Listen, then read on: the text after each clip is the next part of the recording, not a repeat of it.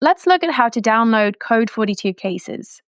You'll need Code42, a data loss prevention platform, some of our actions, and credentials for both Code42 and Jira. So we'll make an API call to Code42 to retrieve all cases in your tenant to start with. Once we have that list, it's passed here into explode cases, which splits the array into individual events, one per case, so we can handle each one separately downstream.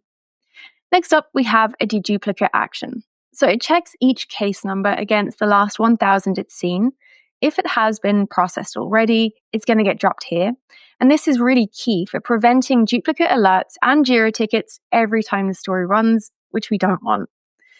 For each new, unique case, this action is going to fire. It makes a second API call to Code42 to download the full case export as a zip file. It'll contain the summary PDF, file events, and any associated files. So from here, the story splits into two parallel paths. On the left, we're going to have this send email action. This will send an email with the case zip attached directly to a specific recipient. On the right, we're going to create a new Jira task pre-populated with key case details and a direct link back to that case in Code42.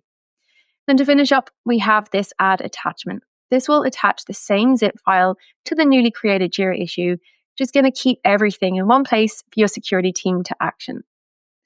So this story can be found on the Tynes story library along with lots of others for you to get started with. Happy building!